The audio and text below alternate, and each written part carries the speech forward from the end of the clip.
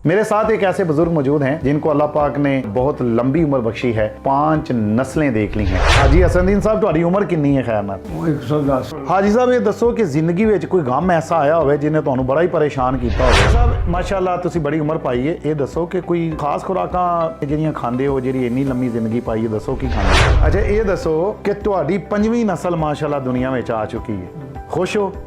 ਕੰਮ ਤਾਂ ਜਿਹੜਾ ਨਾ ਮੈਂ ਬੜਾ ਸਖਤ ਕੀਤਾ, ਉਹ ਕੀਤਾ ਵੀ ਜਿਹੜਾ ਉਹ ਕਰ ਨਹੀਂ ਸਕਦਾ। अच्छा काम बड़ा सख्त कर दे रहे हो, ए राज ਉਹ ਜਿਹੜਾ ਕੰਮ ਸੀ, ਮੇਰਾ ਕੰਮ ਹੈਗਾ ਸੀ ਹਲ ਵਾਹਣਾ, ਹਲ ਵਾਹ ਕੇ ਪੱਠੇ ਡੰਗਰਾਂ ਨੂੰ ਪਾ ਕੇ ਤੇ ਮੈਂ ਸੱਤ ਹਾਜੀ ਸਾਹਿਬ ਜਦੋਂ ਪਾਕਿਸਤਾਨ ਬਣਿਆ ਸੀ ਤੇ ਉਦੋਂ ਤੁਹਾਡੀ ਉਮਰ ਕਿੰਨੀ ਕੁ ਸੀ? ਮੈਂ ਵਾਵਾ ਸਾਂ, ਅੱਛਾ ਸਾਂ। ਡੰਗਰ ਜਿਹੜੇ ਸਨ ਨਾ ਬੰਜਾ ਛੱਡ ਕੇ ਨਾ ਤੇ ਉਹਨਾਂ ਦੀ ਜਵਾਰ ਚ ਲੈ ਗਿਆ ਹਾਂ, ਉੱਥੇ ਛੱਡੀਆਂ ਚ ਪੋਟੀਆਂ ਕੋਲ। मतलब ये है कि तुसी पूरी जिम्मेदारी कोई 30 कुछ साल उम्र है सी तुम्हारी, 30-35 साल। नाज़रीन मोहतरम, आप देख सकते हैं हाजी हसनदीन साहब माशाल्लाह 110 साल की उम्र में खुद से चल के आ रहे हैं विदाउट एनी सपोर्ट।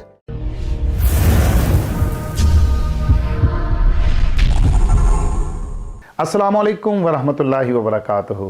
नाज़रीन मोहतरम, ज़िंदगी अल्लाह का एक अनमोल तोहफ़ा है और अगर ज़िंदगी में अल्लाह तंदुरुस्ती दिए रखे तो इससे बड़ी बात और कोई नहीं हो सकती। एक ऐसे बुज़ुर्ग मौजूद हैं जिनको अल्लाह पाक ने बहुत लंबी उम्र बख्शी है और इन्होंने अपनी ज़िंदगी में अपनी 5 नस्लें देख ली हैं। आइए इनसे बात करते हैं और इनसे कुछ सवाल जवाब का सिलसिला शुरू करते हैं। अस्सलाम वालेकुम हाजी साहब। वालेकुम सलाम। की हाल जी? ठीक हो? ठीक, बिल्कुल ठीक। की ना है अपना? हाजी हसनदीन। अच्छा हाजी हसनदीन साहब, तुम्हारी उम्र कितनी है? खैर नाल 110। माशाअल्लाह 110 साल उम्र। ये दसो किहड़ी जगह पैदा होए सो? अली रज़ाबाद। ते ये अली रज़ाबाद लाका नवाज साहब रहमान रोड लाहौर। ਇਹ ਪੱਕੀ ਕੋਠੀ ਕਹਿੰਦੇ ਹਨ, ਇਹਨੂੰ ਅਲੀ ਰਜ਼ਾ ਸਾਹਿਬ ਦੇ। अच्छा पक्की कोठी। ये पाकिस्तान बनन तो पहले भी ये हुई सी Yes। पक्की कोठी? ਬਿਲਕੁਲ। ठीक हो गया, ਇਹ 32 ਪਿੰਡ ਸਨ ਨਵਾਬ ਦੇ। ठीक हो गया। ये दसो कि तुसी जिंदगी तो खुश हो? ਹਾਂ ਬਿਲਕੁਲ ਜੀ, ਬਿਲकुल ਸਹੀ। क्या बात। ये दसो कि जिंदगी में सब तो चौखी खुशी ਤੁਹਾਨੂੰ ਕਦੋਂ ਮਿਲੀ? ਤੁਸੀਂ ਮੈਨੂੰ ਇੱਕ ਦੱਸਿਆ ਕਿ ਤੁਹਾਡੀ ਬੇਟੀ ਦੀ ਸ਼ਾਦੀ ਸੀ ਤੇ ਕਿਸੇ ਨੇ ਤੁਹਾਡੇ ਨਾਲ ਤਾਮਨ ਕੀਤਾ, ਉਹ ਕੀ ਸੀ? ਉਹ ਤਾਂ ਮੈਂ ਉਹ ਗੱਲ ਨਾ, ਉਹਨੇ ਆਖਿਆ ਮੇਰੇ ਫਸਲ ਹੈਗਾ। ਅੱਛਾ ਜੀ, ਹਮਸਾਇਆ ਸੀ ਤੁਹਾਡਾ? ਆ ਮੇਰਾ ਸਮਝਾਇਆ ਜੀ ਵਾਟਣਾ ਵਾਟ। ਵੱਟ ਨਾਲ ਵੱਟ ਸੀ। ਹਾਂ ਤੇ ਉਹਨੇ ਆਖਿਆ ਯਾਰ ਗੱਲ ਤੇਰੇ ਕੋਲ ਨਹੀਂ ਪੈਸੇ ਤੇ ਫਸਲ ਸੁੱਟ ਲੈ ਅੱਛਾ ਜੀ, ਤੇ ਕਰ ਲੈ।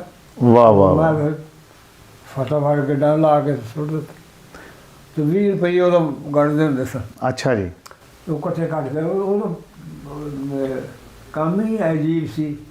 ਅੱਛਾ 20 ਰੁਪਏ ਤੁਹਾਨੂੰ ਲੱਭੇ ਤੇ ਫਿਰ ਵਿਆਹ ਹੋ ਗਿਆ ਤੁਹਾਡੀ ਬੇਟੀ ਦਾ ਉਹਦੇ ਵਿੱਚ? 20 ਰੁਪਏ ਕੱਢਦੇ ਤੇ ਕਿੰਨੀਆਂ ਗੱਡਾਂ ਹੋਈਆਂ? ਬਥੇਰੀਆਂ ਹੋ ਗਈਆਂ। ਹਮ ਵਿਆਹ ਜੋ ਕੰਮ ਬਣ ਗਿਆ। ਸੋ ਨੇਕੀ ਕੀਤੀ ਤੁਹਾਡੇ ਹਮਸਾਏ ਨੇ ਤੁਹਾਡੇ ਨਾਲ, ਇੰਨਾ ਸੀ ਕਿ ਉਹਨੇ ਕਿਹਾ ਮੇਰੀ ਫਸਲ ਖੜੀ ਹੈ, ਇਹੋ ਹੀ ਕੁੱਲ ਜਾਇਦਾਦ ਹੈ ਤੇ ਤੂੰ ਆਪਣੀ ਬੇਟੀ। ਜ਼ਬਰਦਸਤ ਹੋਈ। ਹਾਜੀ ਸਾਹਿਬ ਇਹ ਦੱਸੋ ਕਿ ਜ਼ਿੰਦਗੀ ਵਿੱਚ ਕੋਈ ਗਮ ਐਸਾ ਆਇਆ ਹੋਵੇ ਜਿਹਨੇ ਤੁਹਾਨੂੰ ਬੜਾ ਹੀ ਪਰੇਸ਼ਾਨ ਕੀਤਾ ਹੋਵੇ? ਕੋਈ ਪਰੇਸ਼ਾਨ ਉਦੋਂ ਹੀ ਹੋਇਆ ਸਾਂ ਜਦੋਂ ਮੇਰੇ ਜੀ ਜਿਹੜੇ ਸਨ ਨਾ, ਜੀ ਜੀ ਜੀ ਜੀ, ਉਹਦੇ ਸਨ ਵੀ ਮੈਂ ਮਾਂ ਤੇਰੀ ਜਿਹੜੀ ਹੈ ਨਾ ਉਹਦੇ ਨਾਲ ਨਹੀਂ ਰਹਿਣਾ। ਅੱਛਾ ਤੇ ਮੈਂ ਆਖਿਆ ਵੀ ਮੈਂ ਮਾਂ ਨਹੀਂ ਛੱਡਣੀ। ਅੱਛਾ ਇੱਕ ਮਿੰਟ ਮੈਂ ਇੱਥੇ ਰੋਕਾਂਗਾ। ਇਹਦਾ ਮਤਲਬ ਹੈ ਕਿ ਇਹ ਗੱਲਾਂ ਪੁਰਾਣੀਆਂ ਨੇ, ਇਹ ਜਿਹੜਾ ਅੱਜ ਸੱਸ ਨੌ ਦਾ ਮਾਮਲਾ ਇਹ ਉਹ ਪੁਰਾਣਾ ਹੀ ਟੁਰਦਾ ਆ ਰਿਹਾ ਹੈ ਜੀ ਹਾਜੀ ਸਾਹਿਬ। ਅੱਛਾ ਫਿਰ ਤੁਸੀਂ ਕੀ ਕਿਹਾ ਕਿ ਨਹੀਂ ਨਾਲ ਹੀ ਰਹਿਣਾ ਮਾਂ ਦੇ? ਮੈਂ ਆਖਿਆ ਵੀ ਤੂੰ ਮੈਂ ਮਾਂ ਨਹੀਂ ਛੱਡਣੀ ਤੇ ਤੈਨੂੰ ਛੱਡ ਦਿਆਂ।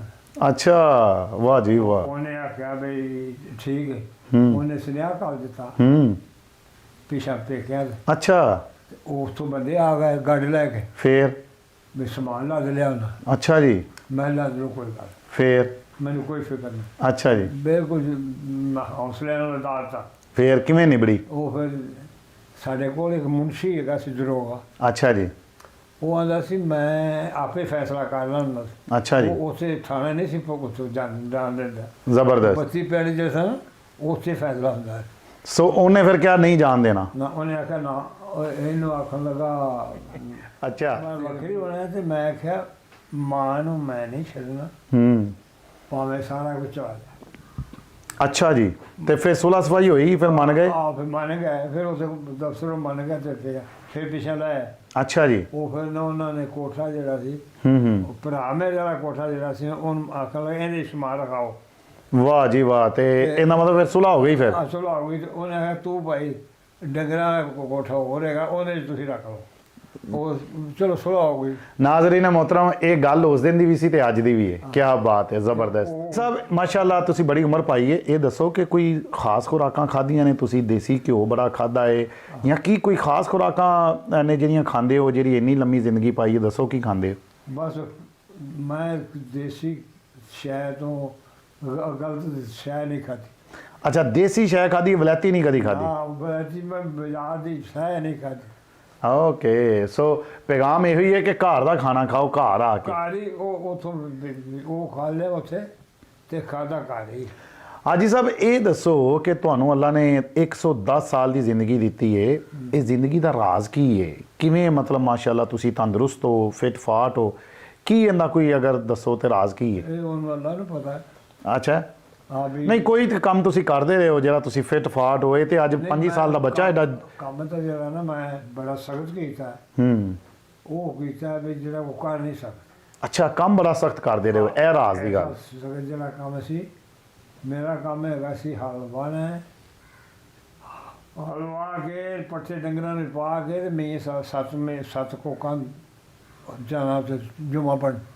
ਅੱਛਾ, ਇਹਦਾ ਮਤਲਬ ਹੈ ਤੁਸੀਂ ਜ਼ਰਾਤ ਦੇ ਸ਼ੋਬੇ ਦੇ ਨਾਲ ਰਹੇ ਹੋ, ਵਾਈ ਬੀਜੀ ਕਰਦੇ ਰਹੇ ਹੋ? ਵਾਈ ਵੀ ਜੀ ਕਰਕੇ ਤੇ ਸਰਕਪੁਰ ਜਾਣਾ ਜਾਂ ਕੰਗ ਸ਼ਹੀਦ ਜਾਣਾ। ਬੜੀ ਗੱਲ ਹੈ। ਅੱਛਾ ਇਹ ਦੱਸੋ ਹੁਣ ਤੁਸੀਂ ਰੋਜ਼ਮਰਰਾ ਕੀ ਕਰਦੇ ਹੋ? ਕਿਵੇਂ ਰੁਟੀਨ, ਦਿਨ ਦਾ ਆਗਾਜ਼ ਕਿਵੇਂ ਕਰਦੇ ਹੋ? ਸਾਰਾ ਦਿਨ ਕੀ ਕਰਦੇ ਹੋ?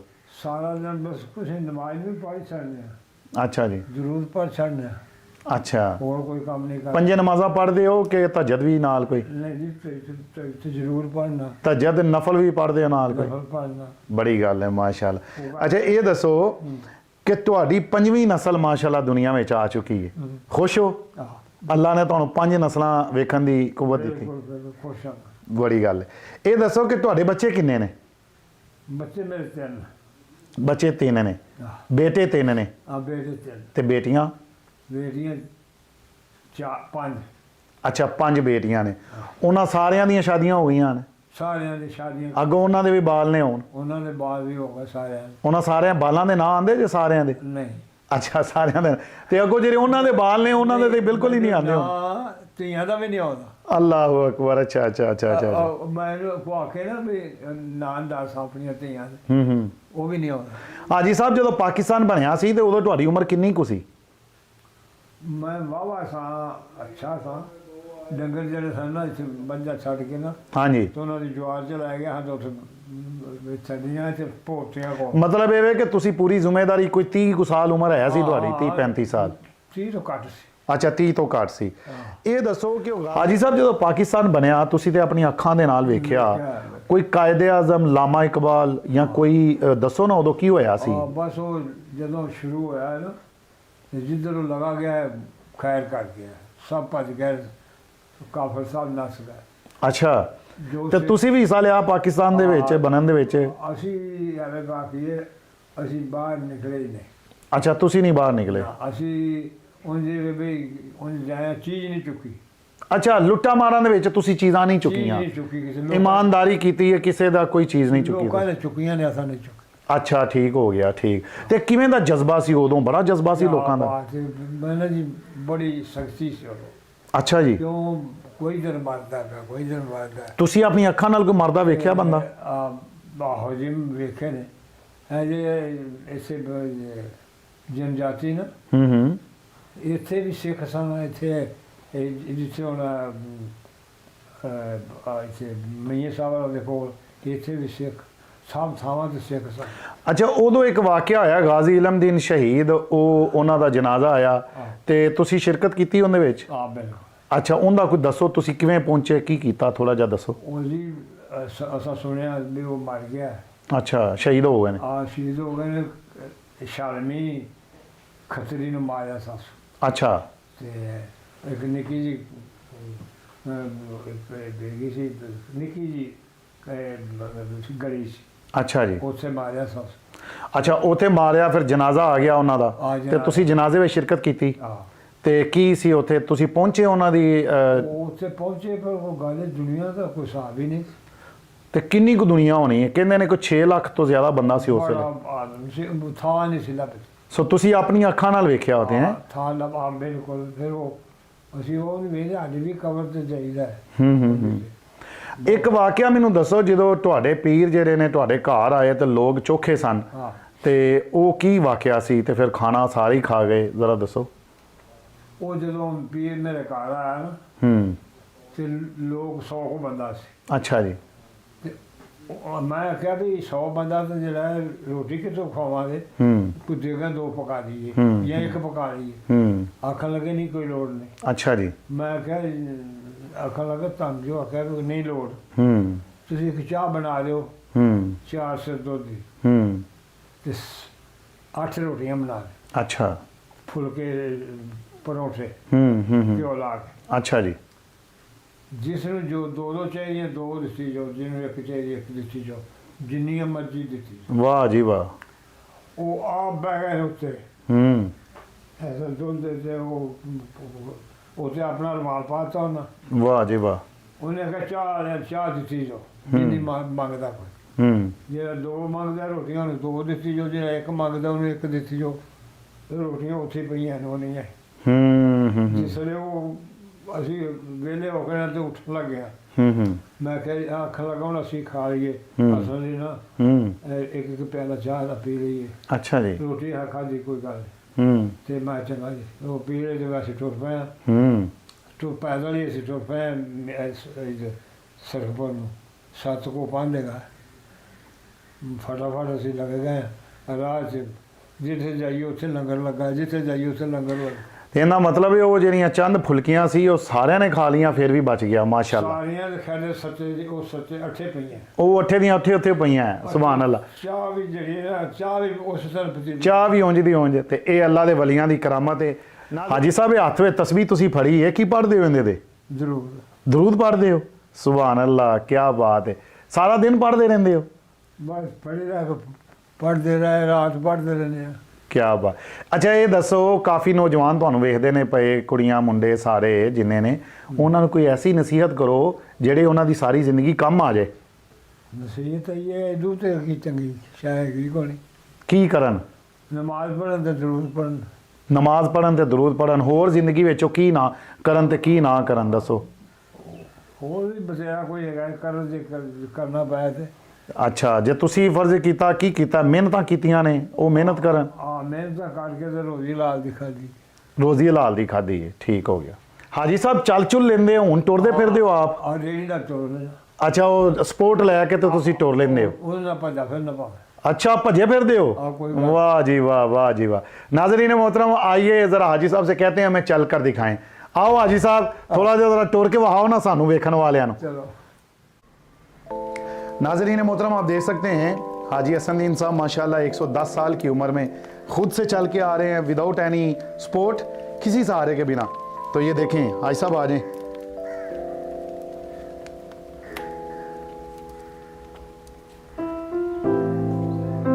हाजी साहब, ये दसो कि तुसी अपने बचपन विच या जवानी विच शरारती सी कि बड़े मासूम जैसो?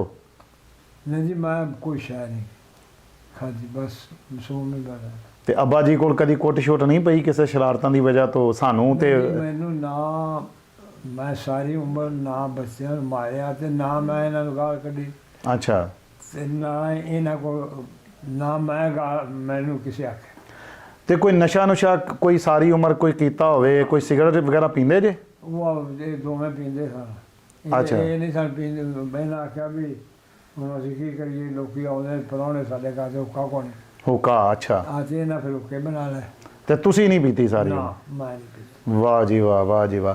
नाजरीन मोहतरम, आप सबका बहुत शुक्रिया। आपने देखा कि एक जो तंदुरुस्त आदमी है, अल्लाह पाक ने उन्हें 110 साल की ज़िंदगी अता की है। हाजी हसनदीन साहब आज हमारे दरमियान मौजूद हैं और इनके साथ हमने सारी बातें भी की हैं। यकीन करते हैं कि आपको ये इंटरव्यू पसंद आया होगा। आप इस इंटरव्यू को आगे ज़्यादा से ज़्यादा लोगों तक शेयर करें। इन्होंने जितनी बातें की हैं अपने पर्सनल एक्सपीरियंस की बेस पर की हैं, तो आप इसको भी शेयर करें। अगर आपको वीडियो अच्छी लगी है, शेयर करना सदका जारिया है। और बुज़ुर्गों से प्यार कीजिए, अपना ख्याल कीजिए। अस्सलामु अलैकुम वरहमतुल्लाहि वबरकातुहू।